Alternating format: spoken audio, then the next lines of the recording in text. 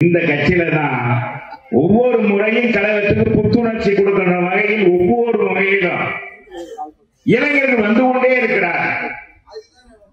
புரட்சி தலைவர் எம்ஜிஆர் இந்த கட்சியை தொடங்கி 54 ஆண்டுகள் தான் ஏற்றுக்கொண்ட தலைவனை அவருடைய பெயரை கட்சிக்கு வைத்து அவருடைய திருவுருவத்தை கட்சியில கொடியிலும் பதித்த ஒரு தலைவன் உலகத்தில் ஒருத்தர் இருந்தார் என்றால் மனித புரட்சி தலைவர் எம்ஜிஆர் தவிர வேற எவரும் கிடையாது.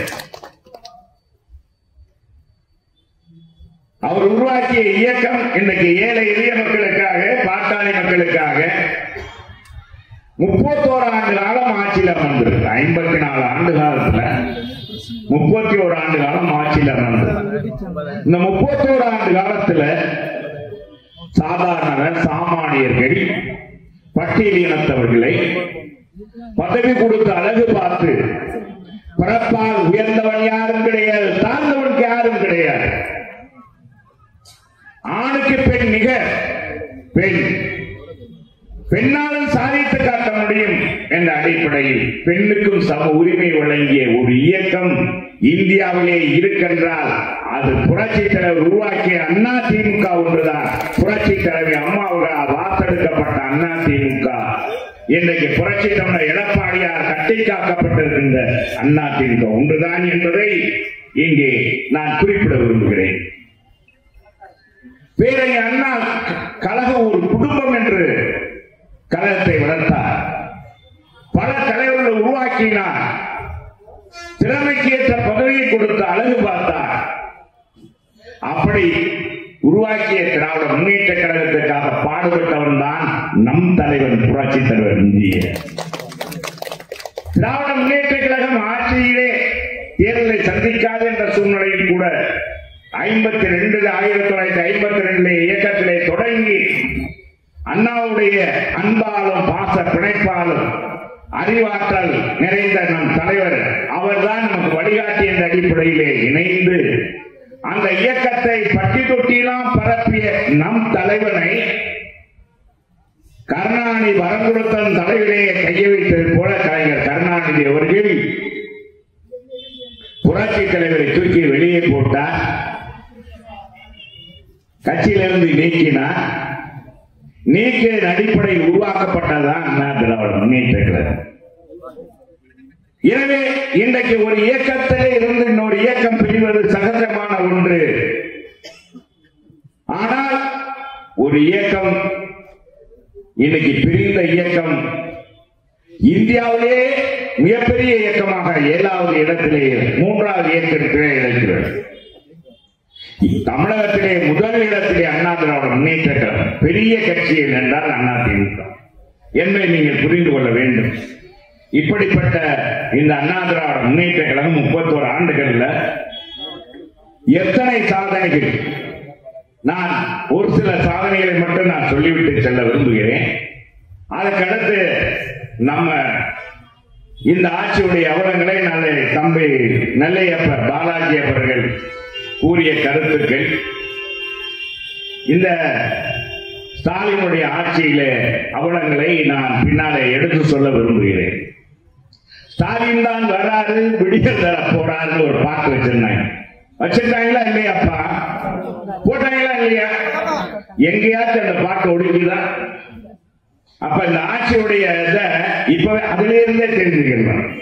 ஆனா அப்படி இல்லை. நம்முடைய கட்சியினுடைய புரட்சி தலைவர் காலத்தில் புரட்சி தலைவர் 3 முறை தமிழகத்தில் ஆண்டார்.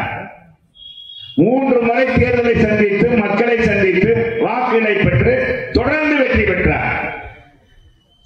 எந்த இயக்கம் அண்ணா திமுக இயக்கம் ஒரு நடிகர் கட்சி என்று சொன்னார்களோ அந்த நடிகர் கட்சி ஆக முடியாது, ஆட்சி கட்சியை நடத்த முடியாது என்று சொன்னார்களோ அரசியல் விமர்சகர்கள் அவர்களுடைய பேச்சுக்களை எல்லாம் தவிடுபடியாக்கி அவர்கள் எண்ணங்களையும் தவிடுபடியாக்கி நின்ற தேர்தலில் வென்ற கட்சி அண்ணா திமுக ஒன்றுதான்.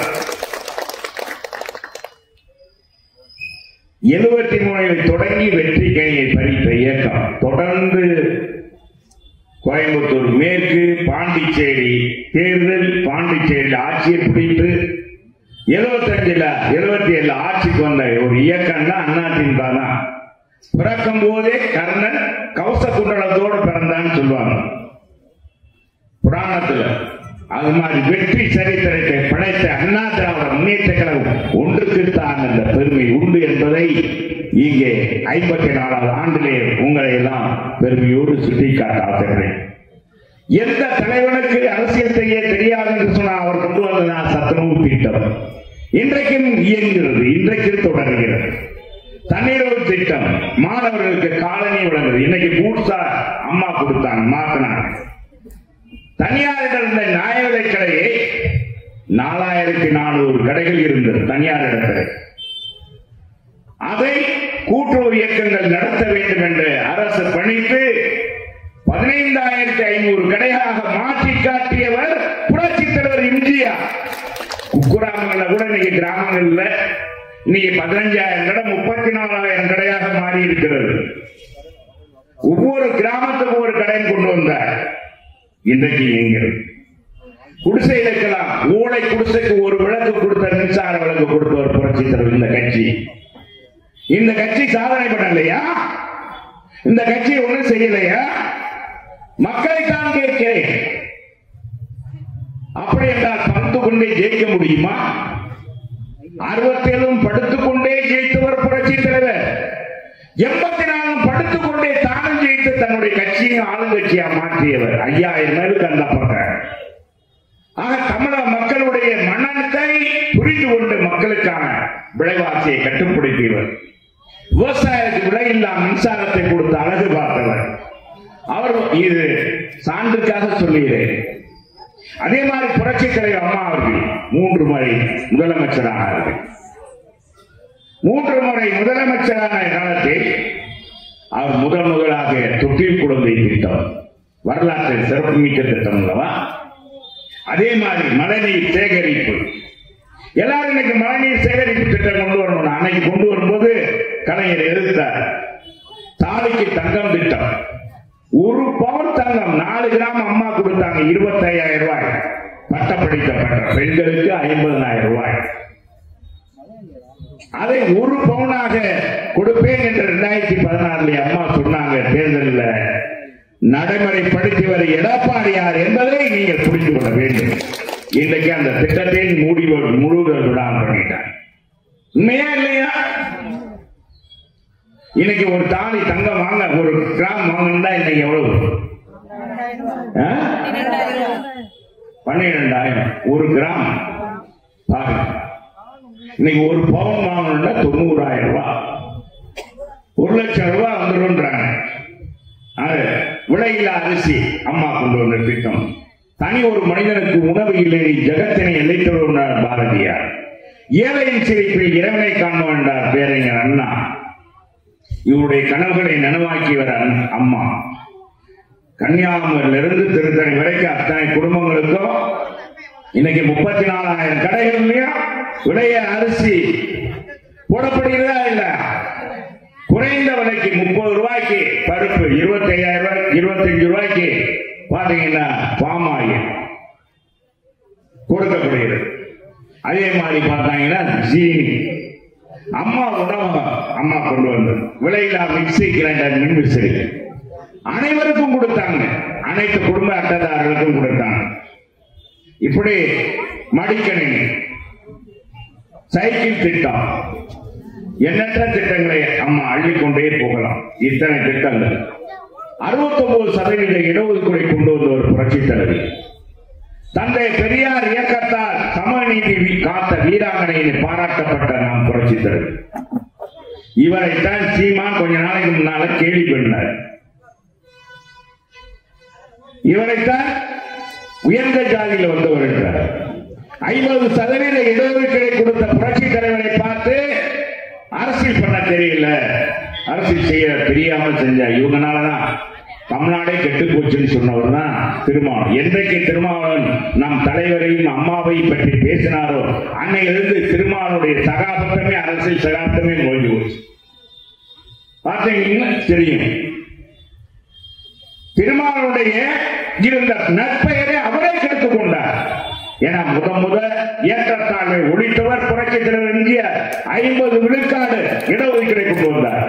அவருடைய வாரிசு 69% இடஒதுக்கீடை கொண்டு கொடுத்து அரசியலை கொண்டு வந்து நிலைப்படுத்தியது அதிமுக ஆட்சி.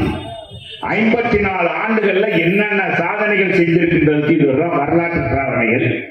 இதையெல்லாம் நான் சொல்றதுக்கு காரணம், ஒரு இயக்கம் குறுகிய காலத்தில் இவ்வளவு காலம் இந்த இயக்கம் வீடு நடை போடுகிறது. எல்லாருடைய விமர்சனத்துக்கு அப்பாற்பட்ட முறை இந்த இயக்கம் வளர்ந்து கொண்டிருக்கிறது என்றால் இதுதான். இன்னைக்கு சாமானியன் ஒருத்தர், சாதாரண விவசாய குடும்பத்தில் பிறந்த ஒருத்தர் தான் இந்த இயக்கத்தில் தலைமையேற்றிருக்கிறார். படிப்படியாக அரசியலில் வளர்ந்து கழக பொதுச் செயலாளராக இன்றைக்கு முதலமைச்சராக 4 ஆண்டு காலம் அவர் பதவிக்கு வரும்போது என்ன மிகப்பெரிய மகிழ்ச்சியோடு அவரை வரவேற்றார்களா? ஆட்சியை நடத்த முடியுமா ஸ்டாலினா, இவர் எடப்பாடியார் என்று ஸ்டாலினே கேள்வி பேசினார். பொங்கல் இருந்து அந்த திமுக ஆட்சிக்கு வந்துடும் அப்படின்னார். அத்தனை பேர் பேச்சையும் தவிடுபடியாக்கி 4 ஆண்டுகள் 3 மாதம் சிறப்பான ஆட்சி கொடுத்தார். பாதுகாக்கப்பட்ட வேளாண் மண்டலம் அவர் கொண்டு வந்தது. மும்முனை மின்சார திட்டம், விவசாயிகளுக்காக குடிமராமத்து திட்டம், எவ்வளவு பெரிய திட்டம். தூர்வா, அதே மாதிரி அத்திக்கடு அனாசி திட்டம், 3 முறை பயிர்க்கடன் தள்ளுபடி, 3 முறைங்க. அம்மா ஆட்சியில 2 முறை தேர்தலை, கூட்டுறவு தேர்தலை நடத்தியது அதிமுக ஆட்சியில. உன்னால ஒரு தேர்தல் நடத்த முடிஞ்சதா? தேர்ந்தெடுக்கப்பட்ட நிர்வாகிகளை கூட கலைத்தவன் தானே நீ.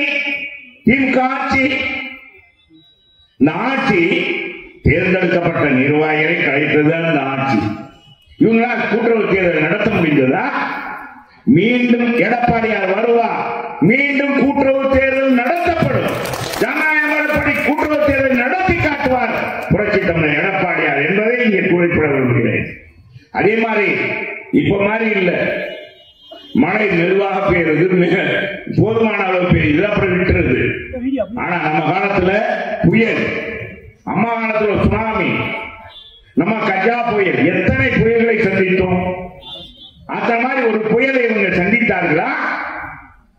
வறட்சி, எங்க பார்த்தாலும் குடிநீர் பஞ்சம், இதையெல்லாம் போக்குனார் நம் புரட்சி தமிழர் எடப்பாடியார். இயற்கை சீற்றத்தின் போது பாத்தீங்கன்னா விவசாயிகள் பாதுகாக்கப்பட வேண்டும் என்பதற்காக பாதிக்கப்பட்ட விவசாயிகளுக்கு பயிர் காப்பீட்டு திட்டம், இந்தியாவிலே அதிகமாக பயிர் காப்பீட்டு திட்டம் வாங்கி கொடுத்த ஒரு அரசு என்றால் அம்மாவுடைய அரசு, எடப்பாடியாருடைய அரசு. நீங்க புரிந்து கொள்ள வேண்டும். சாதாரணமாக இல்லை. மாணவ செல்வி 7.5% இடஒதுக்கீடு, இப்படி எத்தனை திட்டங்கள்.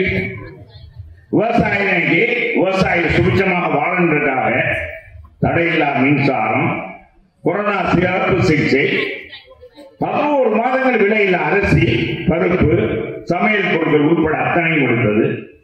இந்த நாட்டில் நெகிழி, நேற்று கூட நீங்க யூடியூப்ல டிவில பார்த்தேன், எவ்வளவு டன் குப்பை சேர்க்கப்பட்டிருக்கு, பூராமே பிளாஸ்டிக். நீ என்ன நடவடிக்கை எடுத்த? அதிமுக கொண்டு வந்த இந்த நெகிழியை, பிளாஸ்டிக் தடையை ஏன் நீடிக்கல? ஆட்சியில என்ன செஞ்சீங்க? நாங்க கொண்டு வந்த நல்ல திட்டங்களை மூடுவிடா கண்டீங்க, மடிக்கடி நிப்பாட்டிட்டீங்க, பெண்களுக்கான இருசக்கர வாகனம் கொடுக்கிறது நிப்பாட்டினீங்க, அம்மா மினி கிளினிக்கு நிப்பாட்டினீங்க. இத்தனை நீக்கிட்டு இப்போ இந்த நெகிழியை கூட இந்த அரசாங்கம் ஒழுங்காக கடைபிடித்து தடை செய்யல. இது எவ்வளவு பெரிய இந்த சமுதாயத்தை செய்த துரோகம் என்பதை நீ புரிந்து கொள்ளணும்.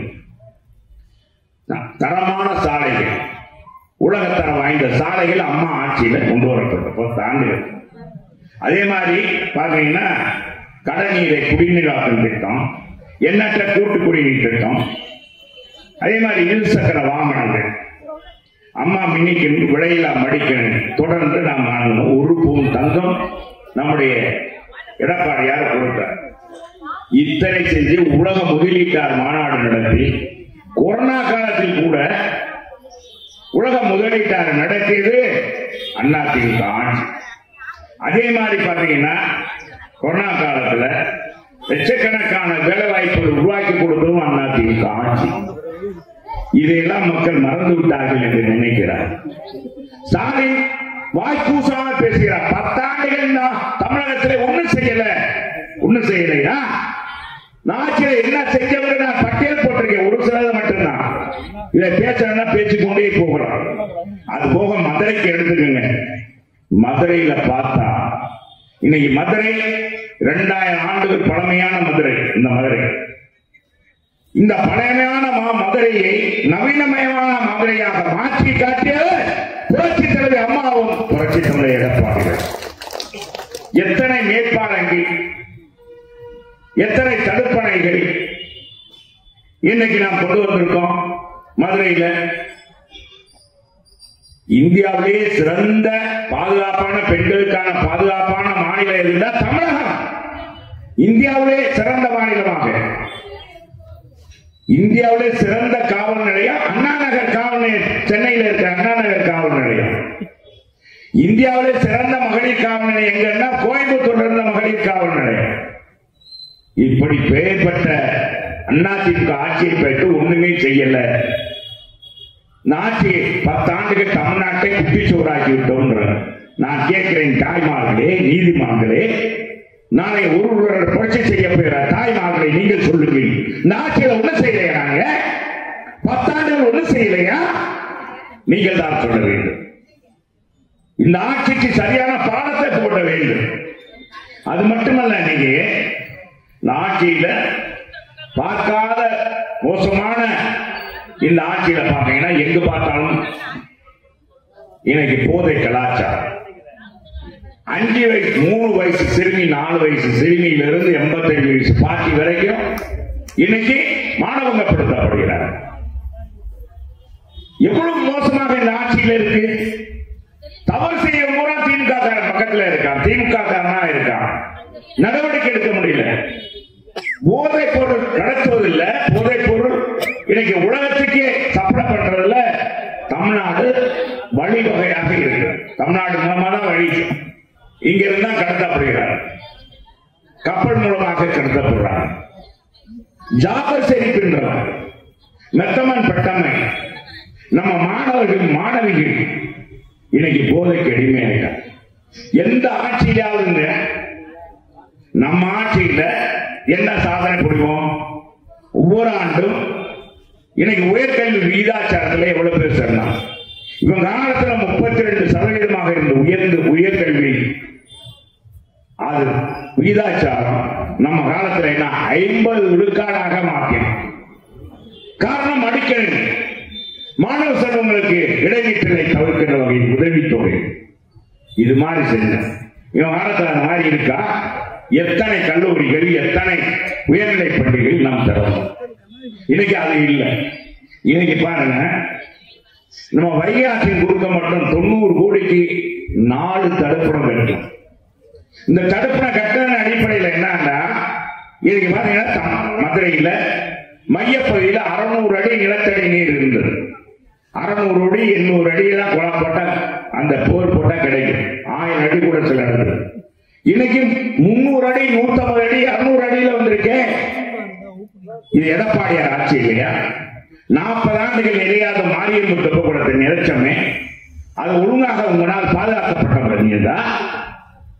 இன்னைக்கு அங்க என்னன்னா தண்ணியே இல்லை. நான் பல முறை சொல்லி இந்த முதன்மை பொறியாளர், பொதுப்பணித்துறை முதன்மை பொறியாளர் ஆணையாளர் எடுத்து சொல்லி, ஆற்றுல தண்ணி வெளியே போயிட்டு இருக்கு, இங்க தெப்பக்குளத்துல தண்ணியே இல்லாம கொஞ்சம் அதை திறந்து விடுங்க என்று கேட்டேன். அதன் அடிப்படையில் விட்டாங்க. பாத்தீங்கன்னா சாக்கடைகள்லாம் நிறைந்து போகுது. நாங்க 20 கோடிக்கு ஏழுபிரிஞ்ச அருகாமையில தடுப்பணை கட்டி பனையூர் வாய்க்கால தூர்வாரி 1 கோடி ரூபாய் அந்த கழிவுநீர் கலக்காத அளவுக்கு பனையூர் வாய்க்கால தடுப்பு செய்து அதை மறைமாற்றம் பண்ணி இந்த மாதிரி செஞ்சதன் அடிப்படை தூய்மையான தண்ணி 5 ஆண்டுகள் இறைந்திருந்த எங்க தெப்பக்குளம் இன்னைக்கு வற்றி போய்விட்டது. இதை இந்த ஆட்சி இங்க இருக்கிற அமைச்சர்கள் பார்த்தாங்களா? பார்த்துட்டாங்களா? நீ எண்ணி பார்க்கணும். அது மட்டும் இல்ல, இங்க போக்குவரத்து நெரிசல் தவிர 400 கோடி ரூபாயில 2 வழிச்சாலை, வைகாட்டின் இருபக்கம் விரைவு சாலை அமைத்துக் கொடுத்த அதிமுக ஆட்சி நீங்க 10 வருஷம் இந்த 4 ஆண்டுகள்ல என்ன செஞ்சிருக்கீங்க? ஏதாச்சும் இந்த ஆட்சியில செஞ்சிருக்குன்னு சொல்லுங்க. ஏதாச்சும் இந்த ஆட்சியில ஒரே ஒரு திட்டங்க, அது கலைஞர் நூலகம். அதைத்தான் இவங்க சொல்லுவாங்க. ஏறுதழுவது அலங்காநல்லூர். சரி, இந்த 2 அமைச்சர் இருக்காங்கல்ல, என்ன நீ வளர்ச்சி திட்டம் கொண்டு வந்த?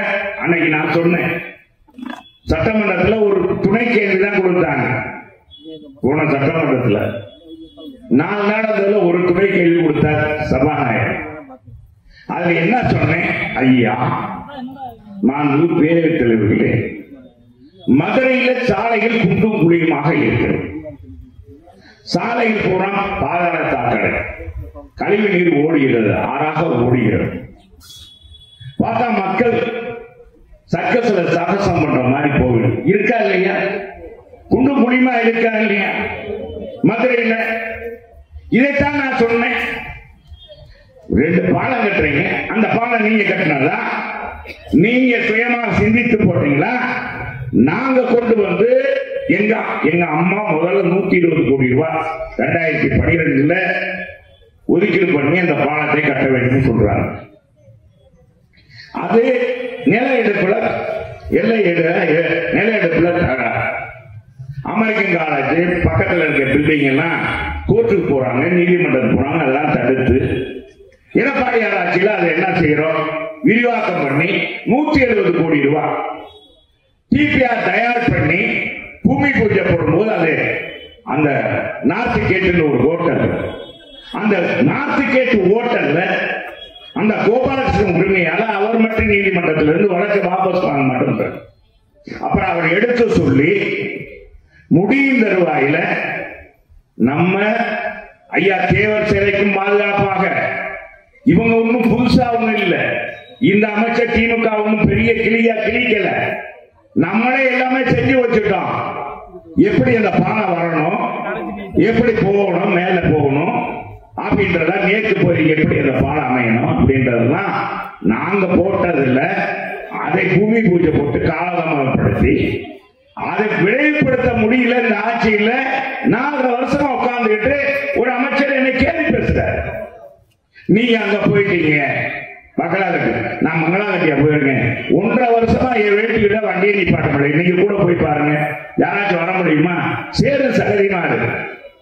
இன்னும் இந்த கூட்டு குடிநீர் திட்டம், முல்லை பெரியார் கூட்டு குடிநீர் திட்டம் இன்னும் 40 ஆண்டுகளுக்கு மதுரை மக்களுக்கு குடிநீர் தேவையை நிறைவேற்றுகின்ற 100 வார்டுகளுக்கும் கொண்டு வருகிற அந்த திட்டத்தை 2023 முடிக்க வேண்டும் என்ற அந்த ஒப்பந்தத்தை இன்னைக்கு வேண்டும் காலதாமதப்படுத்தி எங்க வீட்டுக்கே என்ன கொடுக்கலங்க.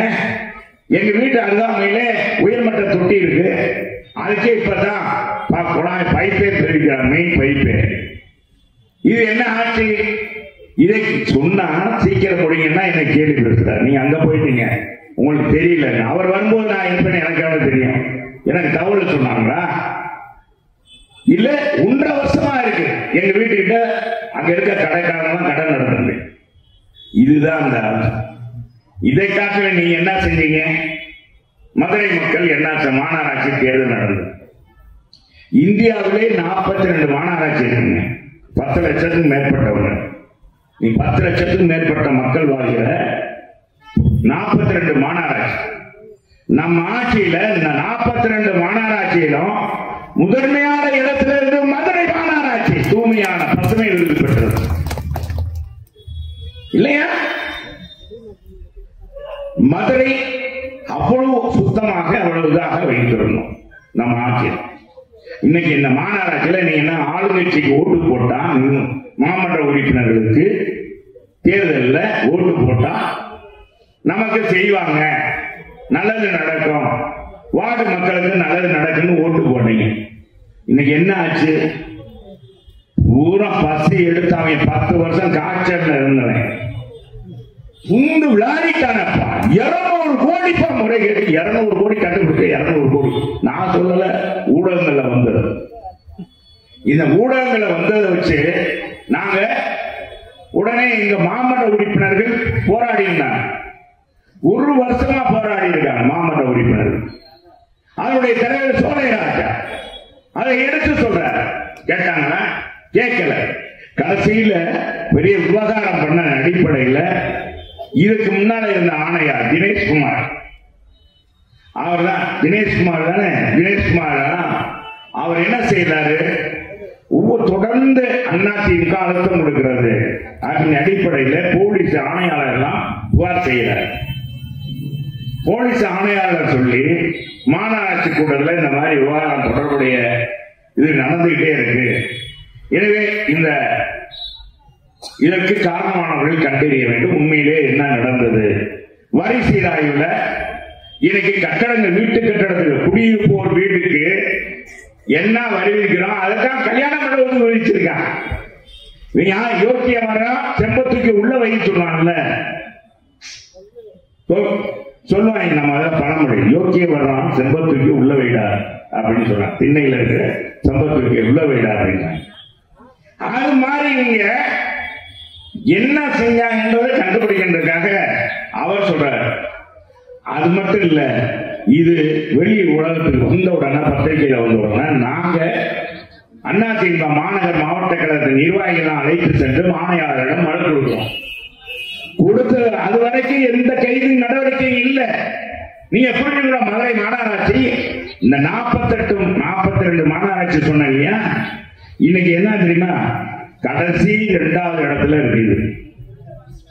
எப்படி மாநகராட்சி இன்னைக்கு 2 லட்சணத்துல இருப்பாங்க, குப்பை மாநகராட்சியாக மோசமான இடத்துல இந்த மாநகராட்சி மதுரை மாநகராட்சி இருக்கு. இதுக்கு ஆனா ஊழல் பண்ணதில்ல. இந்தியாவிலே 42 மாநகராட்சியில ஒரு மேயர் ஊழல் பண்ணி 5 மண்டல தலைவர் ரிசைன் பண்ணி 2 நிலைக்குழு தலைவரை ரிசைன் பண்ணி அதிகாரிகள் கைது செய்யப்பட்டு மேயருடைய கணவரே கைது செய்யப்பட்டு ஜாமீன்ல வந்த ஒரு மாநகராட்சி எதுனா மதுரை மாநகராட்சி. வெக்கம், மான, ரோசம் இந்த மந்திரிகளுக்கு இருக்கா? என்ன செஞ்சிருந்தாங்க? என்னையா செஞ்சீங்க? மக்களுடைய வரிப்பணத்தை சூறையாடி இருக்காங்க. வணிக கட்டடங்களுக்கெல்லாம் குடியிருப்போர் கட்டடம். அந்த கண்ணன் தான் வரி விதிப்பு குழு தலைவர். அவன் தலைமையில் எவ்வளவு தூரம் மோசம் நடந்திருக்கு என்பதை கண்டறியவில்ல. வழக்கு தொடுத்து உச்ச நீதிமன்றம் உயர் நீதிமன்றத்தில் வழக்கு தொடுத்த அடிப்படையில் நம்ம தமிழ்ச்செல்வன், அங்க இருக்க மகேந்திரன், நம்ம வழக்கறிஞர் குழுவமா முயற்சி பண்ணி நீதியரசர் முறையிட்டு நீதியரசர் கேள்வி கேட்டதன் அடிப்படையில் தான் இன்னைக்கு மாநகராட்சியுடைய பெருத்த ஊழல் இன்னைக்கு வெளியே வந்திருக்கு. மதுரை மக்களுடைய வரி பணம் இன்னைக்கு சூறையாடி இருக்கு. தனியார் இடத்துல போய் இருக்கிறது, மண்டல தலைவர் இடத்துல போயிருக்கு, திமுக மாமன்ற உறுப்பினர் இடத்துல போயிருக்கு. இது தீவிரமாக விசாரிக்க வேண்டும் சொல்லி கோர்ட்டே தலையிட்டு ஐஜி தன்மண்டல ஐஜி தலைமையில ஒரு குழு அமைத்து அதை விசாரித்துக் கொண்டிருக்கிறாங்க. விசாரித்துக் கொண்டிருந்தா அதன் அடிப்படையில் 19 பேர் கைது செய்யப்பட்டார். ஒரு மேயரை உடைய கணவர் தவறு செய்திருக்கிறார், உள்ள போயிருக்கிறார். ஆனா அந்த மேயர் தொடர்ந்தார். மீண்டும் நாம் அழுத்தம் கொடுத்தோம். கணவர் கைது செய்யப்பட்டு மேயரை போய் தொடரலாம் என்று கேட்கின்ற பொழுது அப்புறமே சொல்றாங்க, இதையெல்லாம் நாங்க எதுக்காக செய்யறோம்? இந்த கட்சியே அதிமுகவையே கேள்வி கேட்டு தொடங்கப்பட்டதான் அந்த கட்சி. ஊழலை ஒழிப்பதற்காகத்தான் இந்த கட்சி தொடங்கினார் புரட்சித் தலைவர் எம்ஜிஆர். ஊழலை வெளிக்கொண்ட கட்சி தான் அதிமுக. சர்க்காரியா கமிஷன் விசாரணை கொண்டு வந்தது அதிமுக. புரட்சித் தலைவர் விஞ்ஞான ரீதியாக கொள்ளையடிக்கக்கூடிய ஒரு திமுக என்பதை உலகத்துக்கு பறைசாற்றிய கட்சி அதிமுக 54 ஆண்டுகள்ல.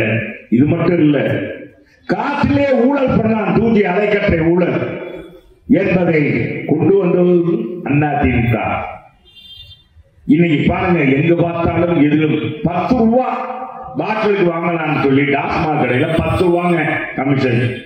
அதுக்கு டாஸ்மாக் அமைச்சர் புது வழக்கம் கொடுக்கிறார். இந்த பாட்டில் குடிச்சிட்டு போறாங்கல்ல, இந்த நம்ம அவங்க நம்ம குடிகாரன்னு சொல்லக்கூடாது, அதுக்கு என்ன சொன்னா மது பிரியர்கள். எப்படியெல்லாம் பேர் வைக்கிறாங்க, புதுசு புதுசா கண்டுபிடிக்கிறாங்க. அமைச்சர் மது பிரியர்னு சொல்லுங்க அப்படிலாம் சொல்லாரு. ஆமா, ஏண்டா இந்தியாவிலேயே அதிகமாக மது விற்பனைங்கன்னா தமிழகத்துல தான். 780 கோடி ரூபாய்க்கு 780 கோடி ரூபாய் இன்னைக்கு மது விற்பனை இந்த தீபாவளி. ஒவ்வொரு ஆண்டும் டார்கெட் வச்சு செய்யறாங்க. நம்ம படிப்பு, நம்ம வளர்ச்சி பாதையை நம்ம டார்கெட் வச்சு அவங்க மதுவை ஒவ்வொரு ஆண்டும் எவ்வளவு விற்பனை வாங்கினது, கூடுதல் விற்பனை எப்படி அப்படின்னு சொல்றாங்க. இப்படி சொல்லி நடந்து நீ பாத்தீங்கன்னா அதுக்கு இன்னைக்கு அதுக்கு ஒரு புது பேர் சொல்ற மாதிரி திமுகவில் புதுசா பேர் சொல்றாங்க. இத நம்ம சும்மா சொல்லி இன்றாங்க. நம்ம மேயர் அவங்கள நீக்கவே இல்லை. இப்ப நம்ம திரும்ப அழுத்தம் கொடுத்ததன் அடிப்படையில் பாத்தீங்கன்னா இன்னைக்கு மேயர் ராஜினாமா பண்ணிட்டாங்க. எல்லாருக்கும் உங்களுக்கு எல்லாம் தெரியும். மேயர் ராஜினாமா பண்ணி 2 வாரங்களுக்கு மேல ஆயிடுச்சு. 69 திமுக கவுன்சிலர் இருக்கான். 5 மண்டல தலைவர் ராஜினாமா பண்ணி 1 மாசம் 2 மாசம் ஆக போகுது. நிலைக்குழு தலைவர் ராஜினாமா பண்ணி 2 மாசம் ஆக போகுது. நடவடிக்கை எடுத்து உன்னால் நிலைக்குழு தலைவர் திமுக தலைமை போட முடியுதா? இங்க இருக்கிற அமைச்சர்கள் போட முடியுதா? என்னடா ஆட்சி நடத்துறீங்க? என்னடா கட்சி நடத்துறீங்க? மதுரை மக்கள் ஈழச்சம் வாங்கலா? நாங்க கேளப்பா நீதி கேட்ட மதுரைமான், நீதிக்கு தலைவனாக மதுரைமான், நீதிக்கு தலைவனாகாத மதுரை மண்ணில் நக்கீரர் வாழ்ந்த பரம்பரை நாங்கள். எங்க மதுரையிலே இப்படிப்பட்ட ஒரு அவலம் நடக்கலாமா? மதுரை மக்கள் நீங்க தான் பதில் கூற வேண்டும். வர்ற தேதியில ஆணவத்தோடு அமைச்சர் பேசுறாங்க. நாங்க 10 தொகுதியில வென்றெடுப்போம். 10 தொகுதியில என்ன வென்றெடுக்கிறேன்னா என்ன சொல்றான்? மக்களுடைய இயலாமையை பயன்படுத்தி வாக்குக்கு ரூபாய் அடைத்து அதை பிரிக்கலாம். பிரிச்சுட்டாங்க. மாடல்கள் பிரிச்சு இவனுக்கு அசைன்மெண்ட் 1000 ஓட்டுக்கு ஒருத்தர் அவனுக்கு இவ்வளவு ரூபா நீ வாக்காளருக்கு கொடுக்கணும். இப்படி ஓட்டு காசு கொடுத்து ஜெயிக்கலாம் நினைக்கிற ஒரு கட்சி, கேவலமான கட்சி திமுக தவிர வேற ஏதாவது இருக்கா? நாங்க 2014 தண்ணி திண்டு ஆட்சியில சாதனை சொல்லி ஓட்டு ஆட்சிக்கு வந்து அதிமுக. நீ சாதனை சொல்லி ஓட்டு வாங்க முடியுமா? நீ என்ன சாதனை சொல்லுவ? எந்த சாதனையும் சொல்லுவ? 69 கவுன்சிலர் இருந்து ஒரு கவுன்சிலர் என தேர்ந்தெடுக்க 4-5 கவுன்சிலர் கூட இல்லையா? தேர்ந்தெடுக்க முடியாது. ஒரு மேயர் தேர்ந்தெடுக்க துப்பு கட்ட ஆட்சி தானே இந்த ஆட்சி. 2 அமைச்சர் அறிவிக்கிறாங்க. அவங்களுக்குள்ள ஈகோ பிரச்சனைன்னு பத்திரிகையில் சொல்றான். எனக்கு என்னமோ அது இருக்கிற மாதிரி தெரியல. யாரும் தகுதி இல்லாதவன்னு கேட்கிறாங்க. நான் கேட்கிறேன், பேசாம மாநகராட்சி கலைச்சிட்டு போயிருங்களே, உங்க கவுன்சிலர் தான் கலைக்க சொல்லிருங்களே, ரிசைன் பண்ண சொல்லிருங்களே. அதுதான் நான் முதலமைச்சரை கேட்டேன். அது மட்டுமல்ல, இந்த மதுரை வடகிழக்கு பருவமழை போது போன தடவை நம்ம முதலமைச்சர் வந்தார், மதுரைக்கு வந்தார்ல, நடைபயணமா வந்தாரு. நம்ம என்ன பேச மாட்டேங்க? நீ யாரும் வாங்க இந்த பக்கம், வாங்க இந்த பக்கம். நான் சொல்ற மாட்டேங்க கேளுங்க. நான் உண்மையா என்ன சொல்றேன். முதலமைச்சர் வந்தாரா இல்லையா? நடைபயணம் வந்தாரா இல்லையா? பார்த்தாரா இல்லையா? அப்ப நம்ம பந்தவனுடைய வாய்க்கால அவரை பார்த்துடக்கூடாது. அந்த கழிவுநீர் ஓடைய இவங்க பாத்திரக்கூடாது. அவர் அலங்கார பாத்தீங்கன்னா அலங்கார திருச்சியில கட்டிட்டே இருக்காரு. 2 கிலோமீட்டர் கட்டியிருக்காங்க. அது எனக்கு ஒருத்தர் போட்டார். நான் போட்டேன், என்னுடைய வலைதளத்துல போட்டேன். எத்தனை காலம் தான் ஏமாற்றுவார் இந்த நாட்டிலே, சொந்த நாட்டிலே, நம்ம நாட்டிலே அப்படின்னு அந்த பாட்டை போட்டோம். பார்த்தா வைரல் ஆயிடுச்சு. எல்லா டிவியும் ஒளிபரப்பு. உடனே முதலமைச்சருடைய பார்வைக்கு இங்க உளவுத்துறை கொண்டு போன உடனே மாலையில பாத்தீங்கன்னா அங்க அது ஒரு தகராறு. திருமாவளவனுடைய போட மறைச்சு கட்டினாங்கன்னு சொல்லி அங்க இருக்கிற அந்த திருமாவளவன் கட்சிக்காரவங்க தகராறு பண்ணி பாத்தீங்கன்னா உடனே அங்க மட்டும் பிரிச்சாங்க. அப்புறம் சாயங்காலம் பிரிச்சுட்டாங்க. முதலமைச்சர் தெரிஞ்ச உடனே முதலமைச்சர் இறங்கி உடனடியாக ஒரு உத்தரவு, 83 கோடி ரூபாய் சாங்ஷன், உடனடியாக பந்தவனுடைய வாய்க்கால் சீரமைக்கப்படும், சூர் எழுப்பப்படும்.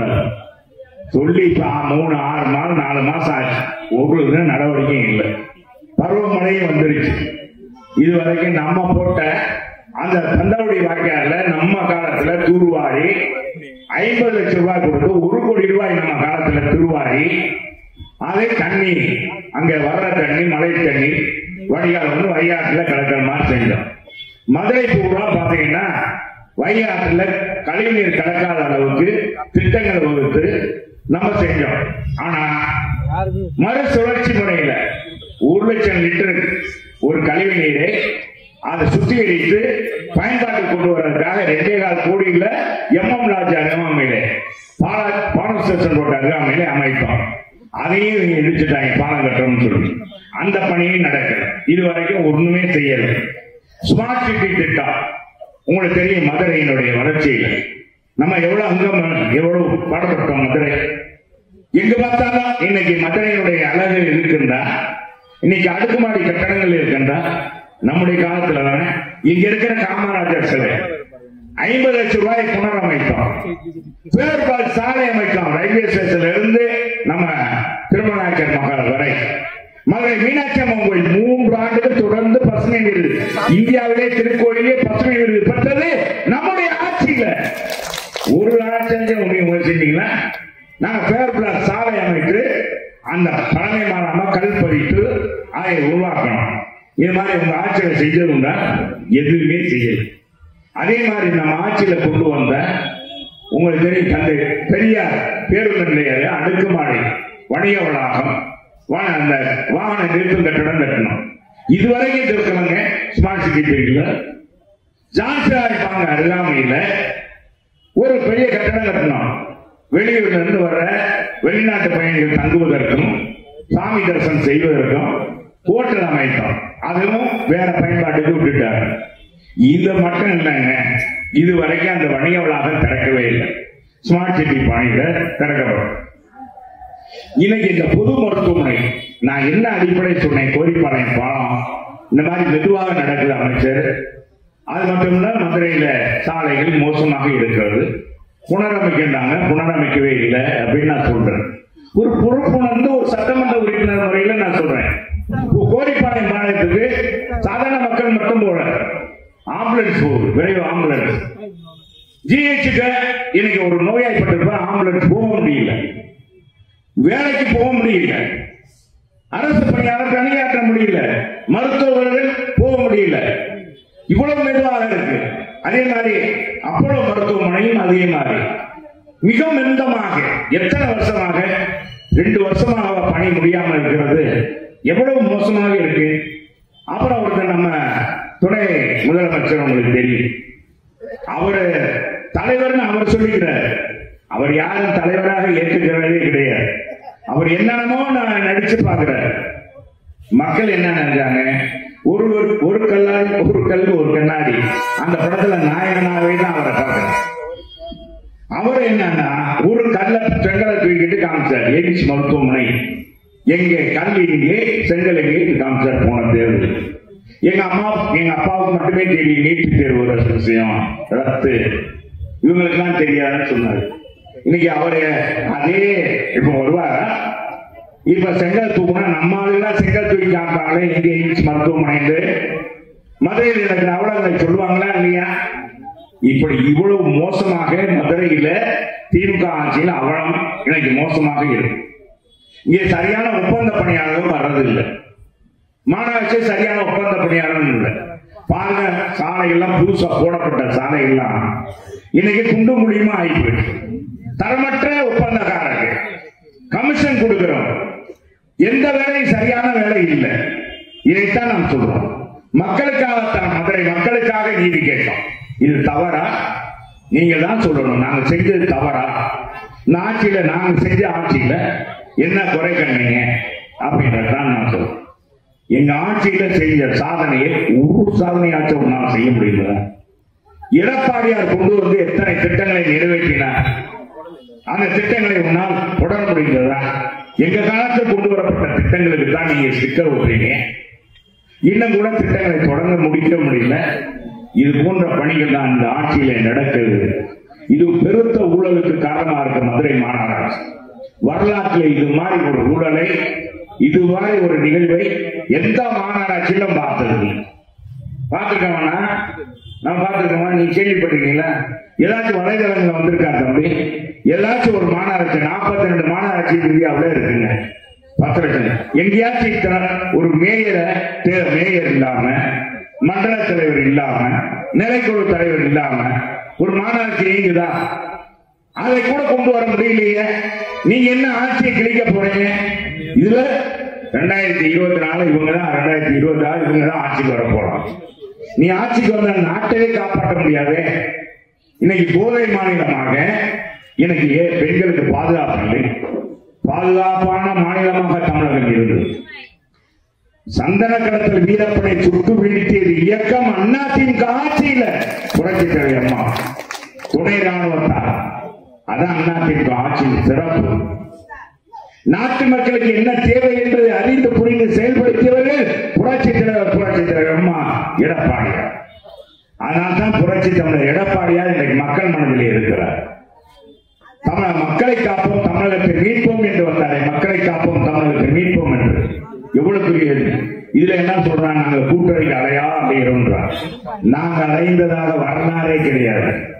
அதிமுக எந்த கட்சி, எந்த ஆட்சியிலும், எந்த நேரத்திலும், எந்த சூழ்நிலையும் யாரையும் நாங்கள் வம்பாக அழைத்தது கிடையாது. எங்களை பொறுத்தளவுக்கு எங்களை கொள்கையை எங்களுக்கு துணையாக தமிழக மக்களை காப்பாற்ற யார் துணை வந்தாலும் அவங்களை தூக்கி கொண்டாடுவோம். எப்பொழுதுமே அதுதான் நான் எல்லா இடங்களிலும் சொல்லுவதுதான். அதிமுக என்ற கட்சி எப்பொழுதுமே துரோகம் இழைத்திருக்கிறது. நண்பனா நண்பன்டா, நண்பனுக்கு உயிரை கொடுப்போம், தோழனுக்கு தோழன் கொடுப்போம். ஆனால் அதே தோழன் காதை கடித்தால் தூக்கி கீழே போட்டு மிதிக்கவும் செய்வோம். இது அதிமுக வரலாறு. புரட்சி தலைவர் காலத்திலும் சரி, புரட்சி தலைவர் அம்மா காலத்திலும் சரி, புரிந்தவர்கள் புரிந்து கொள்ள வேண்டும்.